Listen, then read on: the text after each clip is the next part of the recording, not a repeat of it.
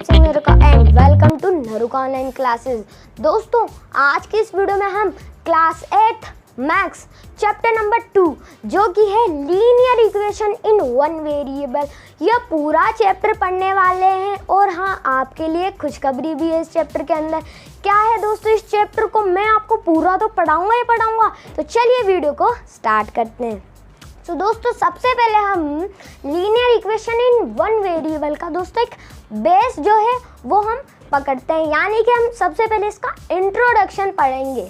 ठीक है, तो चलिए दोस्तों क्या है, आप एक शब्द पढ़ो जो चैप्टर है अपना। क्या है दोस्तों चैप्टर, देखो linear equation in one variable, थोड़ा सा नीचे कर दो। क्या है linear equation in one variable, मतलब कि क्या है, यहाँ पर देखो एक शब्द आ रहा है, एक शब्द को पकड़ो। सबसे पहले यहाँ पर एक शब्द आ रहा है वेरिएबल, एक शब्द आ रहा है दोस्तों वेरिएबल। वेरिएबल को पकड़ो, वेरिएबल मैंने यहाँ पर लिख दिया। ठीक है, अब सबसे पहले चलो इसकी बात करते हैं, वेरिएबल क्या होता है। ठीक है, एंड चलिए दोस्तों वेरिएबल ये रहा, मैंने यहाँ पर लिखा है। अब आप सोचो कि ये मैंने क्या लिखा। ठीक है, ये अभी इक्वेशन कैसे बनती है, ये इसका बेस है कि कैसे बनती है। ठीक है, सबसे पहले हमें उसके लिए चाहिए एक वेरिएबल, कांस्टेंट चाहिए और अलजेब्रिक एक्सप्रेशन चाहिए। अब आपको होगी कि इनको समझ में नहीं आ रहा कि वेरिएबल क्या होता है। ठीक है, तो चलिए इसको भी मैं आपको समझाता हूँ। वेरिएबल किसे कहेंगे हम, वेरिएबल। ये जो वेरिएबल किसे कहते हैं ये मैं आपको बताता हूँ। वेरिएबल, चलो मैं आपको बताता हूँ कि कौन कौन से होते हैं वेरिएबल और क्या होता है ये वेरिएबल। दोस्तों वेरिएबल एक सिंपल सी चीज़ बोलो, वेरिएबल वो होते हैं जिनका हम मान ज्ञात करते हैं, यानी कि वेरिएबल वो होते हैं जिन्हें हम ज्ञात कर सकते हैं, या फिर आप एक तरह से कह दो कि हम उनका पता करते हैं, उनकी वैल्यू हम पता करते हैं। ठीक है, उसे कहते हैं, क्या कहते हैं उसे, वेरिएबल। जैसे कि मान लो आपने बहुत सवाल पढ़े होंगे कि इस x की वैल्यू बताओ, y की वैल्यू बताओ, p की वैल्यू बताओ, q की वैल्यू बताओ, तो वही अपने वेरिएबल। ठीक है, अगर हम इसकी एग्जांपल की बात करें ना, पूरे अल्फ़ाबेट वर्ड्स लिख दीजिए। सिंपल है दोस्तों, कुछ भी आ सकता है। मान लीजिए आप क्या आ गया वेरिएबल के अंदर, क्या आ गया दोस्तों, मान लो आप क्या आ गया a। आप a की वैल्यू बताओ कि इसके अंदर a की वैल्यू जाएगी b, p, x, y, l, कुछ भी आप लिख दीजिए दोस्तों, q, o, z, कुछ भी आप लिख दीजिए। बस हमें वो पता होना चाहिए कि वेरिएबल इसे हम कहते हैं जिनकी हम वैल्यू पता करते हैं, उसे वेरिएबल कहते हैं। समझ में आ गया आपको? चलिए ठीक है, तो वेरिएबल आपको समझ में आ गया, तो यही वेरिएबल यहाँ पर चिपका दो आप। ठीक है, मैं आपको कांस्टेंट के बारे में बताता हूँ, कांस्टेंट क्या होता है। ठीक है, कांस्टेंट क्या होता है दोस्तों, कांस्टेंट कोई भी नंबर ले लो। मान लो अपन नंबर ले लो 5, 8, 9, 12, 14। अब आपको कि पॉजिटिव नहीं नेगेटिव भी ले सकते हो। मान लो कि माइनस के 4, माइनस के 9, माइनस के 17, इस तरह के कोई से भी नंबर ले लो, वो हो गए अपने कांस्टेंट। ठीक है, अब देखो सवाल में आपको दिया जाएगा कांस्टेंट, वेरिएबल तो आपको पता करना पड़ेगा, आपके पास दिया जाएगा कांस्टेंट। ठीक है, और आपको वैल्यू पता करनी पड़ेगी। मान लो आपके पास सवाल आ गए कि a की वैल्यू पता करो, तो आप कैसे करोगे, मैं आपको बताऊंगा इक्वेशन कैसे करते हैं हम। ठीक है, वेरिएबल और कांस्टेंट आपको समझ में आ गए होंगे। अब एक चीज़ चलिए अपन रिकॉल करते हैं दोस्तों, कि मैंने यहाँ पर लिखा है कि वेरिएबल और कांस्टेंट अगर हम दोनों को मिक्स कर दें तो बनाते हैं हम अलजेब्रिक एक्सप्रेशन। ठीक है, अलजेब्रिक एक्सप्रेशन हमने पढ़ा है ना, तो अलजेब्रिक एक्सप्रेशन कैसे बनाएंगे, देखो वेरिएबल मान लो मैंने लिखा, तो फॉर इसके एग्जांपल देखो अलजेब्रिक एक्सप्रेशन कैसे बनाएंगे। वेरिएबल आप इनमें से कोई सा भी उठा ले, अभी इनमें से नहीं कोई सा भी आप उठा सकते हो। मान लो यहाँ पर मैं उठाया x उठाया, ये मैंने लिखा वेरिएबल। ओके, वेरिएबल हो गया ना। अब ये मैंने कांस्टेंट लिखा, कांस्टेंट मान लो मैंने 4 लिखा, तो क्या बन गया 4x। अब बताओ 4x क्या अलजेब्रिक एक्सप्रेशन नहीं है क्या, है ना? अरे मतलब ये अलजेब्रिक एक्सप्रेशन ये 4x नहीं है क्या? आप कहोगे कि बिल्कुल है सर। तो मतलब कि वही अगर हम वेरिएबल और कांस्टेंट को प्लस कर दे, ऐड कर दे, तो क्या बनता है अलजेब्रिक एक्सप्रेशन। समझ में आया ना? अब अलजेब्रिक एक्सप्रेशन से क्या बनेगा, इक्वेशन बनेगी हमारी। ठीक है, अब इक्वेशन जो चैप्टर में है ना वही हम समझेंगे अभी। ठीक है, तो ये चीज़ आपको क्लियर हो गई, आपके बिल्कुल आपके माइंड में सेट हो गई। ओके चलिए अब आगे बढ़ते हैं।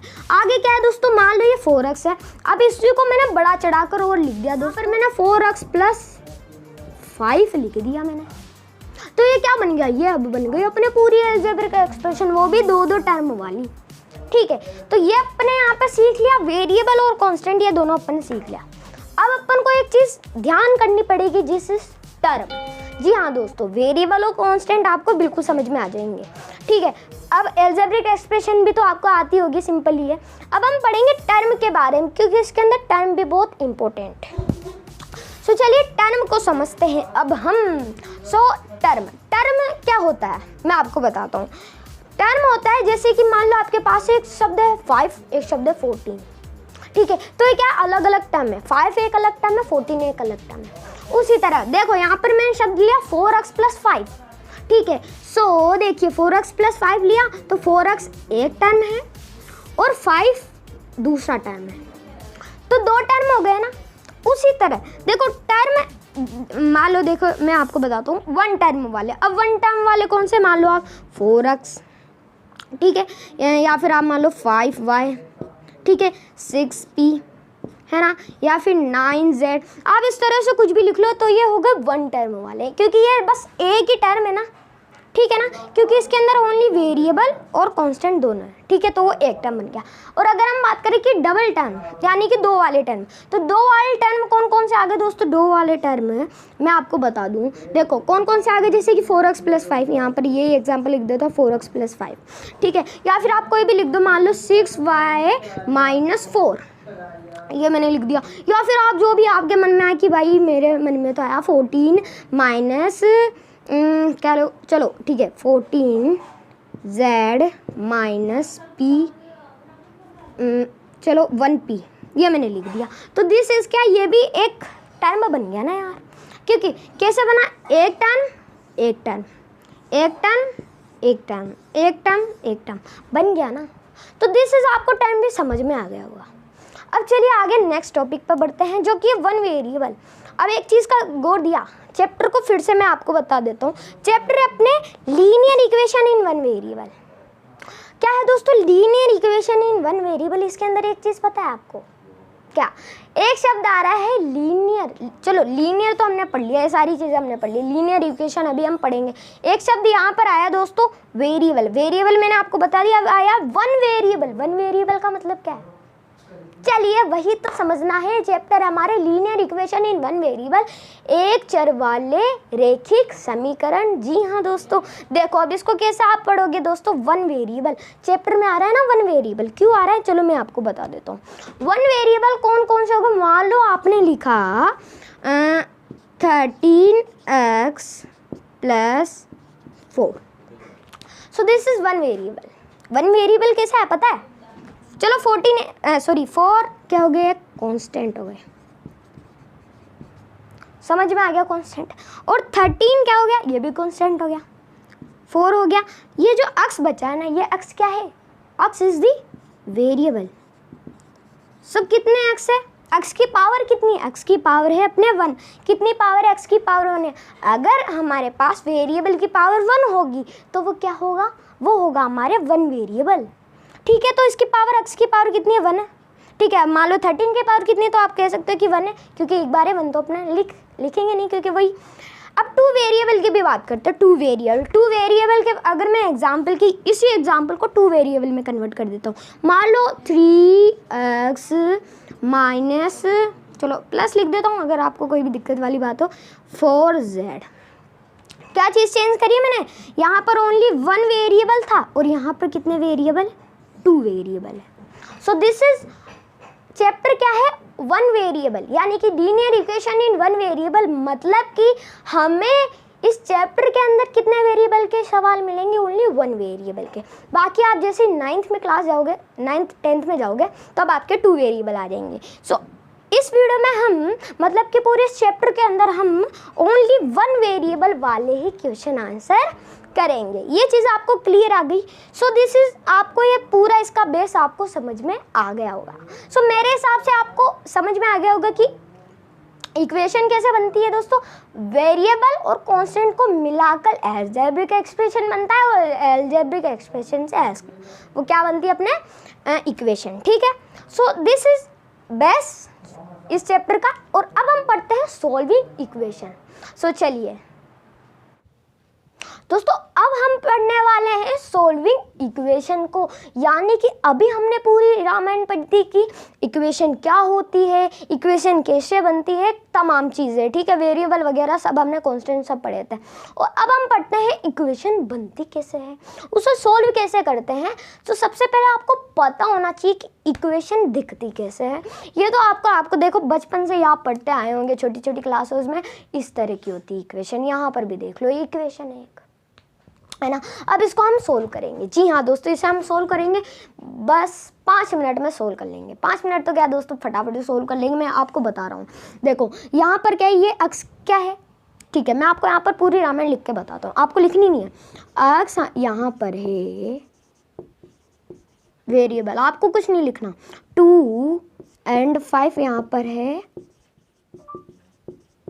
कांस्टेंट।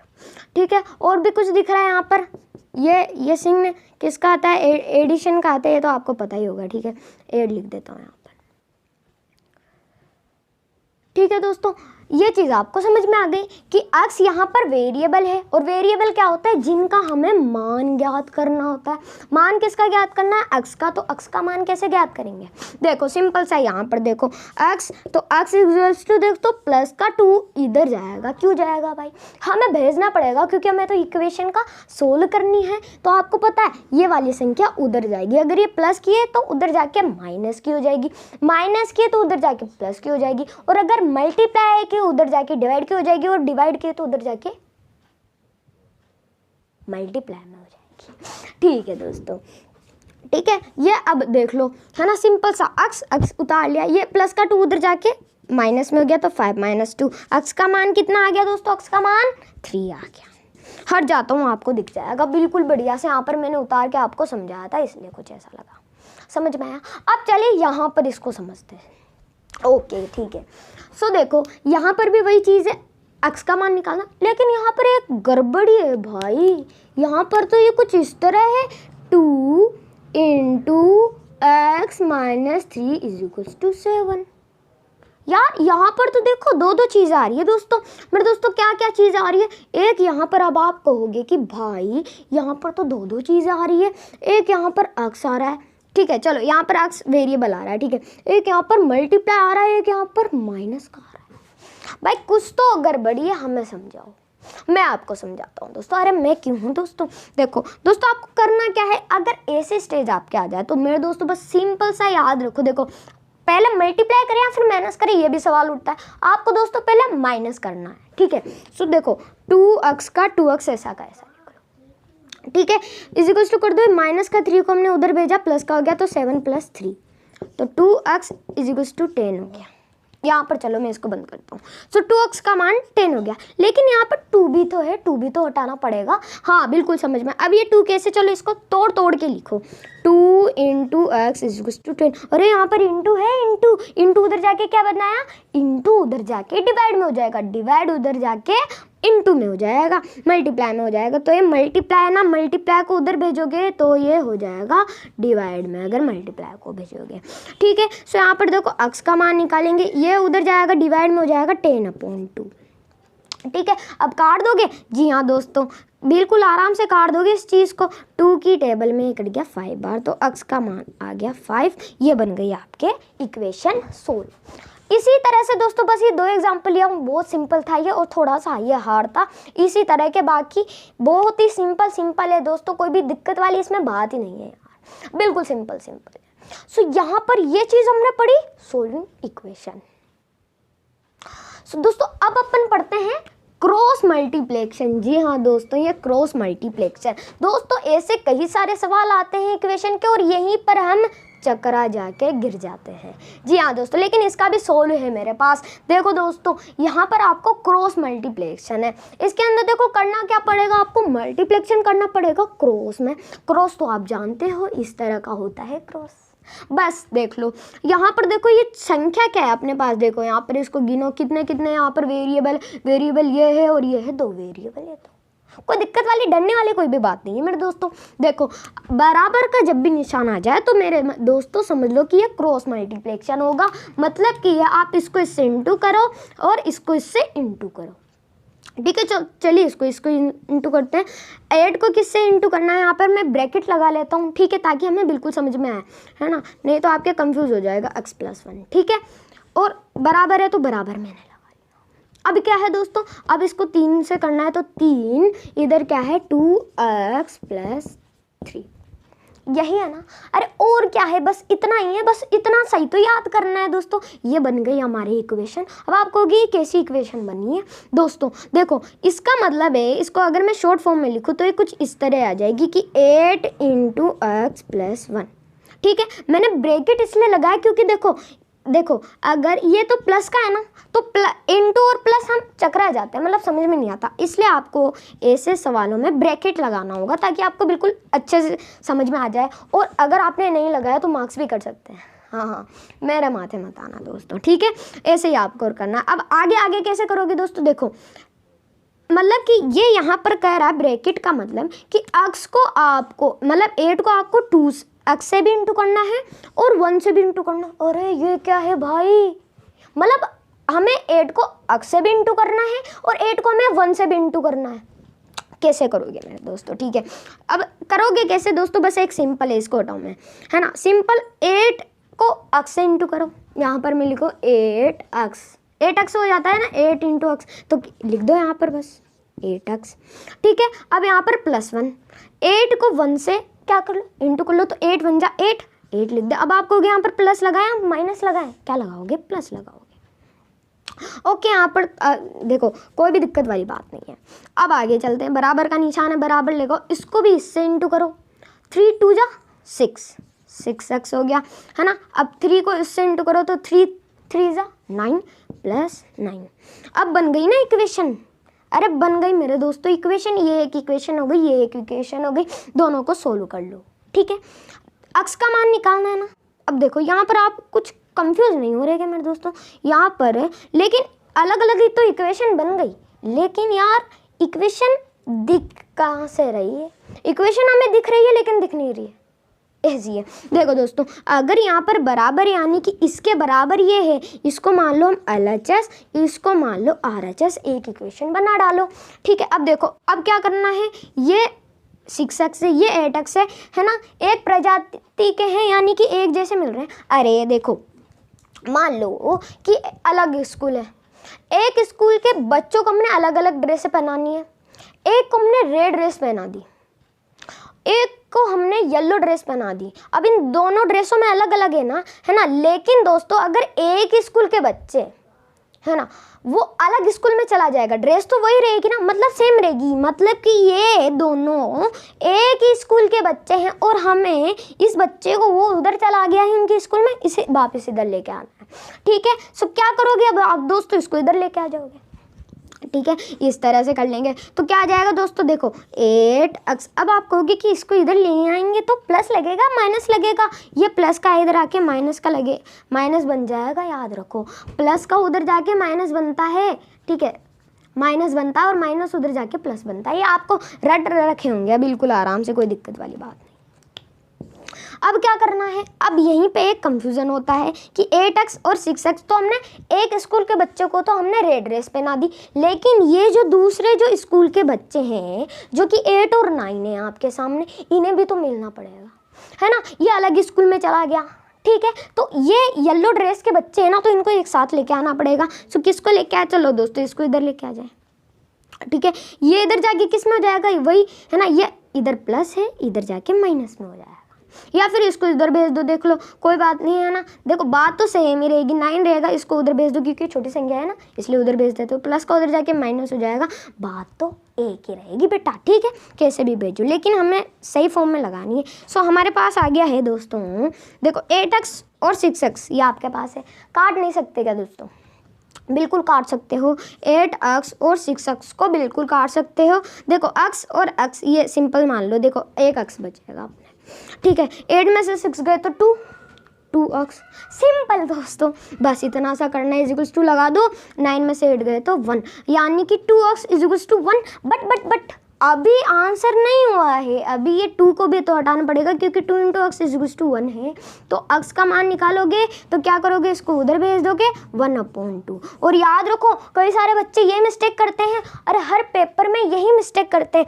आंसर यहाँ पर आया हमारे 1/2, आंसर लिख देंगे 2/1 और सोचेंगे कि 2/1 वही रहेगा, आंसर लिख देंगे 2, और बिल्कुल ये गलत माना जाएगा। अगर ऊपर की संख्या यहाँ पर छोटी अगर कट नहीं रही ना तो वहीं पे रहने दो, पॉइंट भी लगाना नहीं है आपको। बस ये बन गया आंसर। कुछ बच्चे क्या करते हैं, इसको उल्टा कर लेते हैं भाई। अब उल्टे से क्या मतलब यार, इसको 2/1 कर लेंगे, हाँ भाई ये उधर चल जाएगा 2/1, और 2/1 का मतलब तो 2 हो गया, आंसर 2। बिल्कुल वो गलत मानेगा इसको, तो इस चीज़ का आप ध्यान रखें। सो यहाँ पर मैंने आपको पूरे इस चैप्टर का इंट्रोडक्शन बता दिया दोस्तों, ठीक है। कैसी लगी आपको वीडियो कमेंट करके बताना। हमने पढ़ा सॉल्विंग इक्वेशन एंड यहाँ पर क्रॉस मल्टीप्लिकेशन, ये दोनों कंसेप्ट आपको समझ में आ गए होंगे दोस्तों। फुल कॉन्सेप्ट से मैंने समझाया और आपके सारे डाउट्स क्लियर हो गए होंगे दोस्तों। तो दोस्तों कैसी लगी आपको वीडियो कमेंट सेक्शन में ज़रूर बताना। और